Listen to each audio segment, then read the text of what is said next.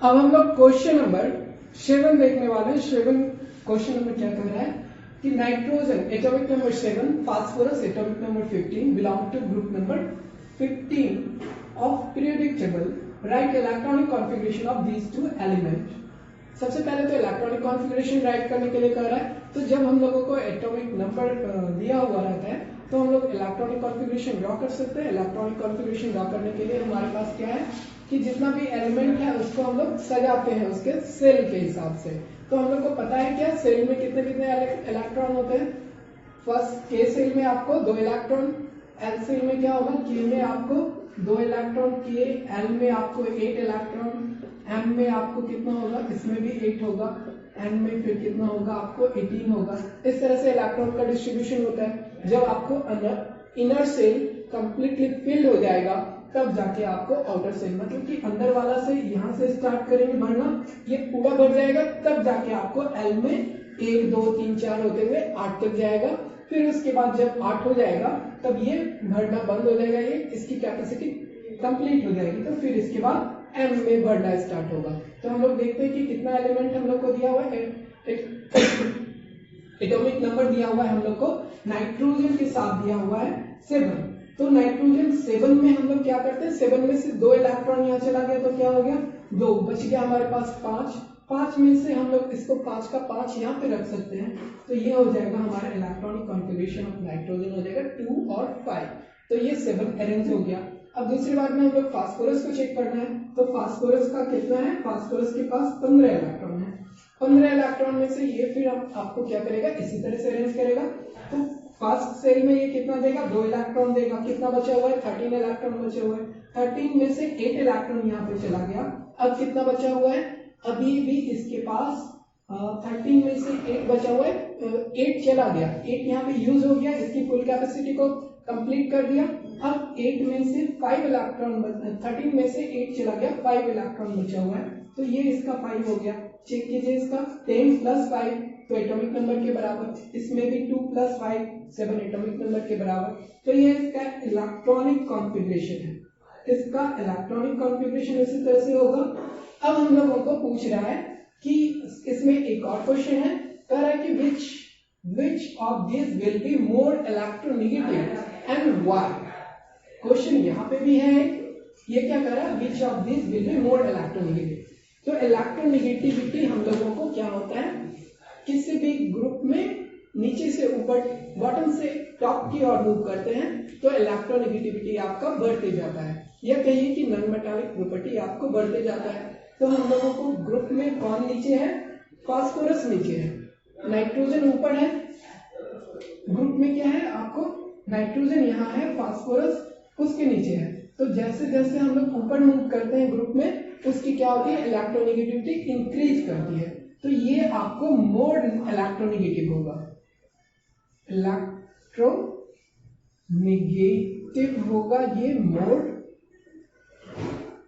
More than phosphorus, ठीक है। Because उसके कारण में भी हम लोग क्या दिखाएंगे कि नाइट्रोजन का आपको साइज क्या होता है, छोटा होता है, और इसका जो इफेक्टिव न्यूक्लियर चार्ज होता है इसमें ज्यादा होता है।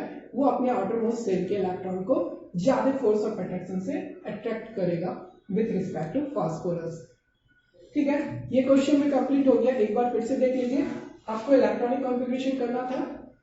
तो जितना भी एटॉमिक नंबर है सबको आप सजाइए, कैपेसिटी फुल करते जाइए, पहले वाला कंप्लीट हो जाएगा तब जाके आपको नेक्स्ट सेल में भरना स्टार्ट होगा, और इसमें भी पूरा कंप्लीट होगा तब जाके आपको उसके आगे के नेक्स्ट सेल में बढ़ेगा। तो ये हम लोग इलेक्ट्रॉनिक कॉन्फ़िगरेशन लिख दिए, और हम लोग को मूवमेंट पता है कि ग्रुप में जैसे ही हम लोग बॉटम टू अप मूव करते हैं, टॉप मूव करते हैं, तो इलेक्ट्रोनेगेटिविटी बढ़ता है। तो नीचे वाले एलिमेंट का इलेक्ट्रोनेगेटिविटी जितना भी होगा उससे ज्यादा आपको नाइट्रोजन का हो जाएगा, फास्फोरस से ज्यादा more electronegative than phosphorus. Nitrogen is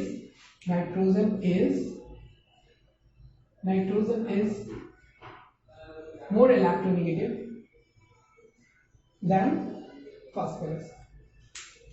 hello बच्चों, कैसे हो आप लोग, सब कुछ बढ़िया, एकदम ठीक ठाक, बिल्कुल मस्त। आशा करते हैं कि अगर आप ये वीडियो देख रहे हैं तो बाकी सब कुछ ठीक ठाक ही चल रहा होगा।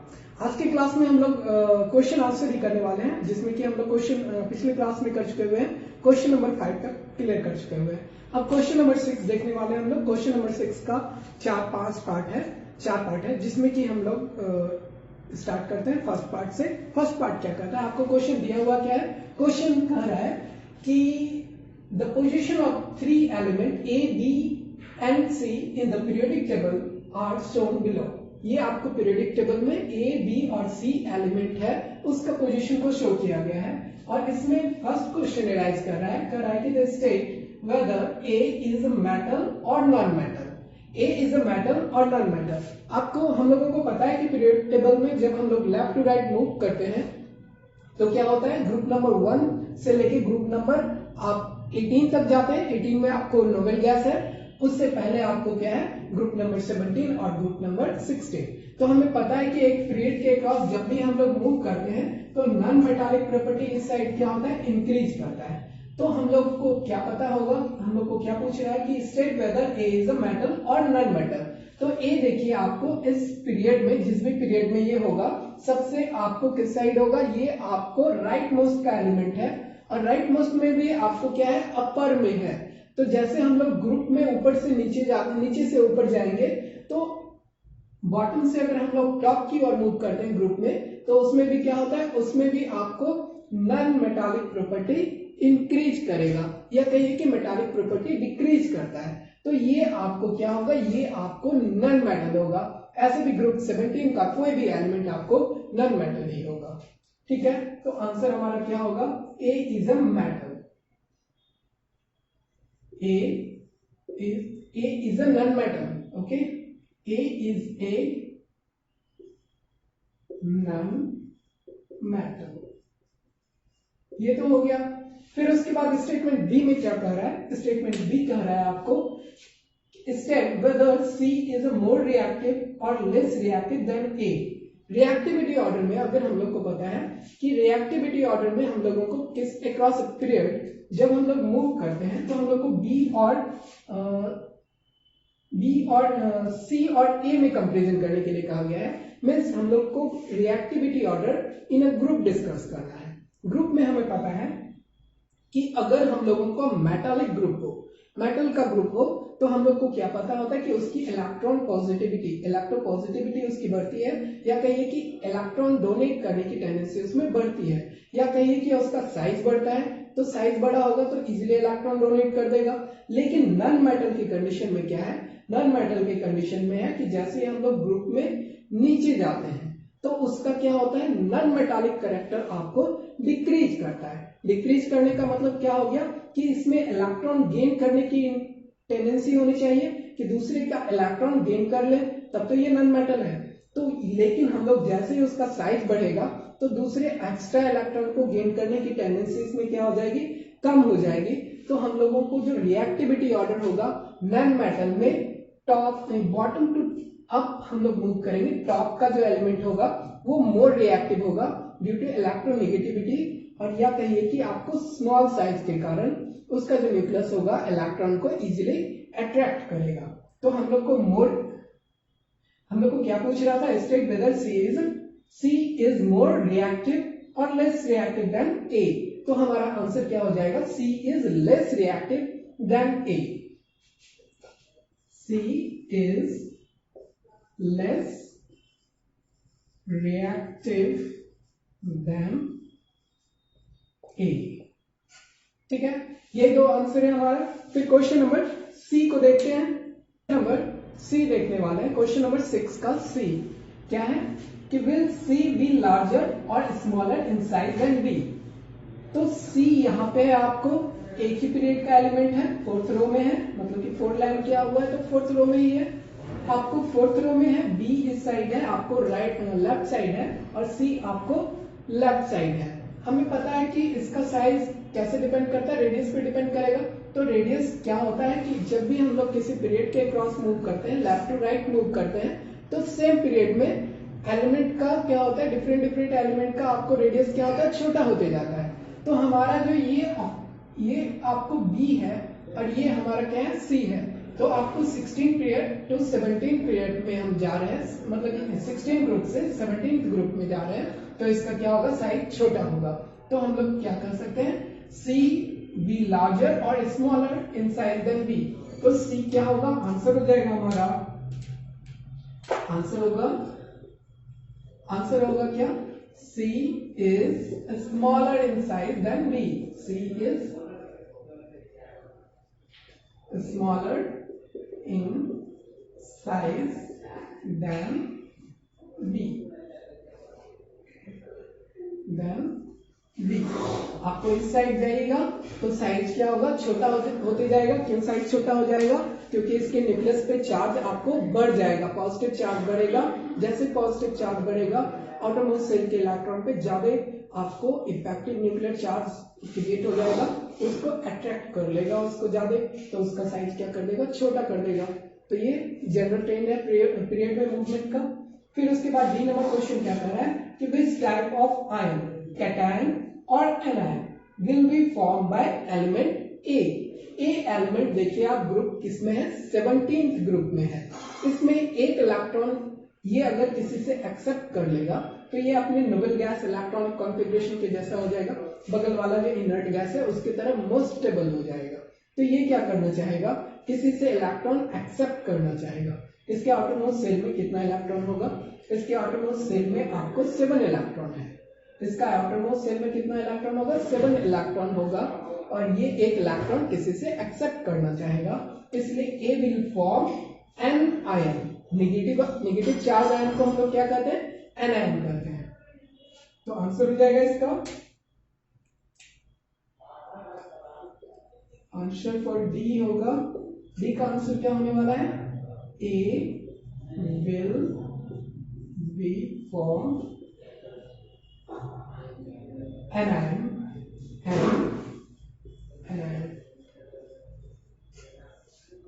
ए माइनस।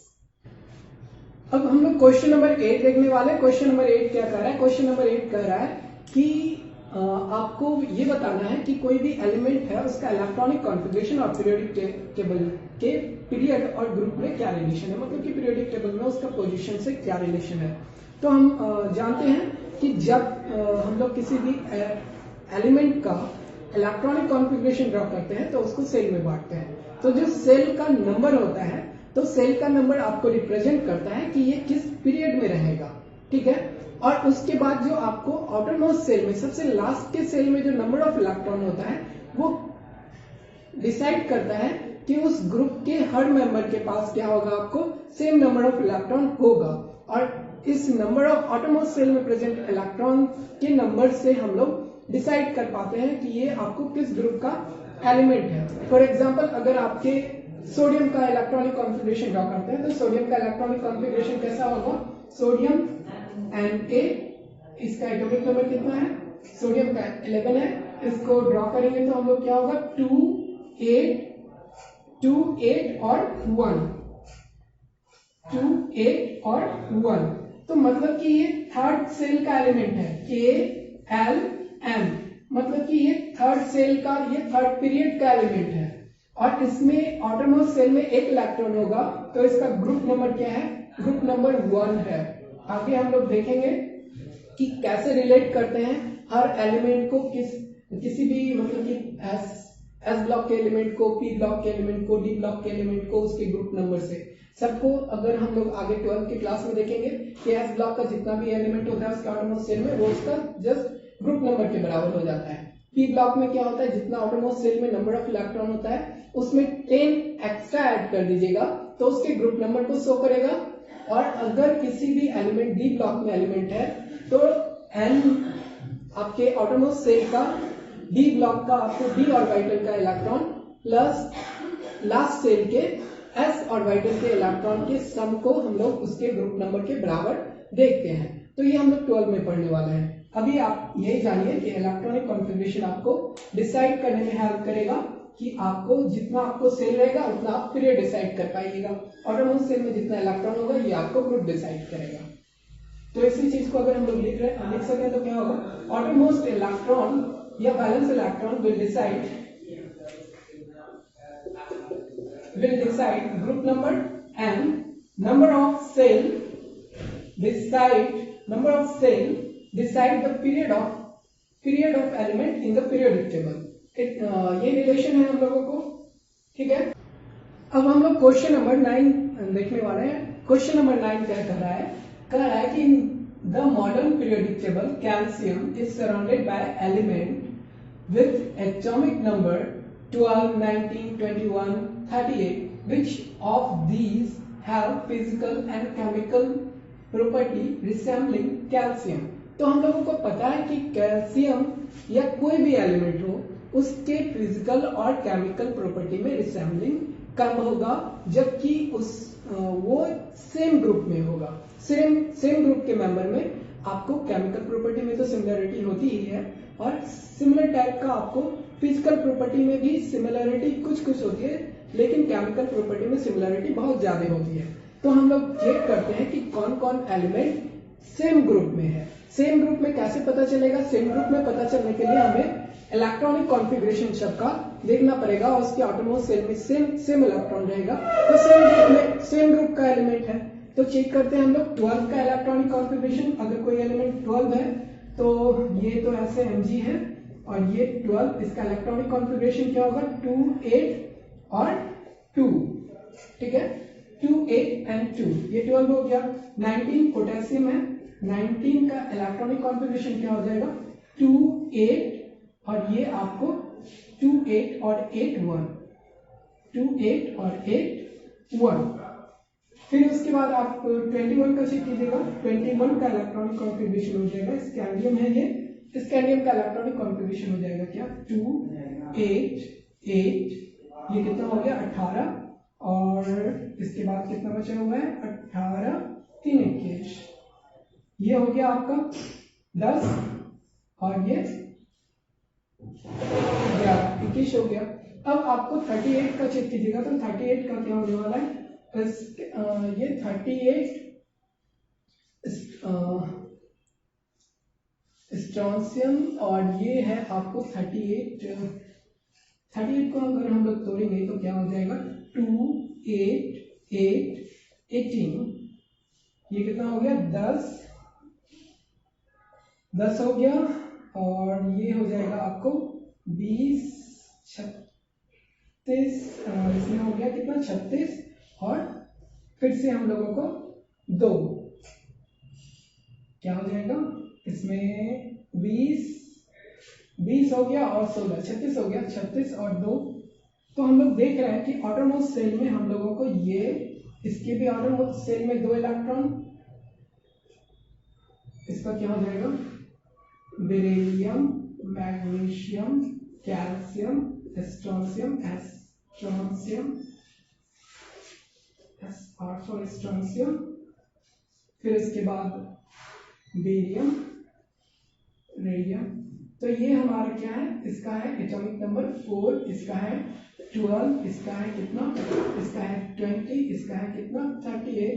तो आप चेक कीजिएगा, तो स्ट्रोंशियम फॉर स्ट्रोंशियम ये आपको सेम ग्रुप में है, और कैल्शियम का भी चेक कीजिएगा, तो कैल्शियम का इलेक्ट्रॉनिक कॉन्फ़िगरेशन क्या है? कैल्शियम इसका 20 का क्या होगा? 2, 8, फिर 8 कितना हो गया? 18, और ये 2। तो ये सबके जिसके ऑटोनोमस सेल में आपको 2 इलेक्ट्रॉन है, उसके प्रॉपर्टी में आपको सिमिलरिटी होगा।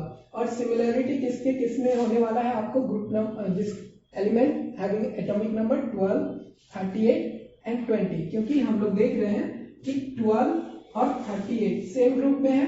ऐसे भी हम लोगों को इलेक्ट्रॉनिक कॉन्फ़िगरेशन भी चेक कीजिएगा तो क्या हो जाएगा? सेम ग्रुप में ही दिखाई देगा। तो कैल्शियम, मैग्नीशियम, स्ट्रोंशियम, फिर मैग्नीशियम, कैल्शियम और स्ट्रोंशियम के प्रॉपर्टी में क्या है? आपको सिमिलरिटी है। क्वेश्चन नंबर 10 क्या कह रहा है? क्वेश्चन नंबर 10 कह रहा है कि आपको compare and contrast the arrangement of element in the Mendelian periodic table and modern periodic table. Means हम लोग को सिमिलरिटी और डिससिमिलरिटी, कहिए कि आपको जो भी सिमिलर है और जो भी डिफरेंस है, दोनों को हम लोगों को इसमें डिस्कस करना है। तो सिमिलरिटी हम लोग को modern periodic table and Mendelian periodic table में क्या है कि दोनों पीरियोडिक टेबल में जो हम लोग ग्रुप का अरेंजमेंट किए थे, ग्रुप में जो एलिमेंट था, एक ही ग्रुप के एलिमेंट में के केमिकल और फिजिकल प्रॉपर्टी में क्या था? सिमिलरिटी था।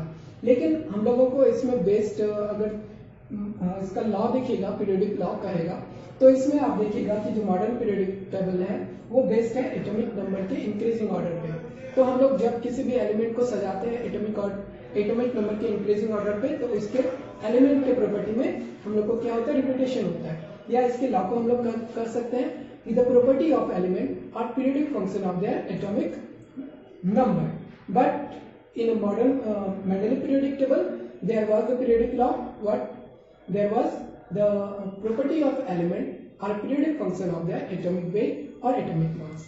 तो ये डिफरेंस है दोनों में, और सिमिलरिटी भी हम लोग डिस्कस कर लिए हैं। तो अब हम लोग इस वीडियो को यहीं पे समाप्त करेंगे, और इसके बाद हम लोग अपने चैप्टर नंबर 5 को एक बार फिर से इसमें जो भी क्वेश्चन होगा उसको हम लोग एक बार देख लेंगे कि अगर कोई मतलब कि एक्सरसाइज के बीच कोई क्वेश्चन हो तो उसमें हम लोग उसको कर लेंगे। और इसके बाद फिर हम लोग चैप्टर नंबर 4 पे चलेंगे, जिसमें कि कार्बन और देयर कंपाउंड या ऑर्गेनिक कंपाउंड हम लोग देखेंगे उसमें। ठीक है।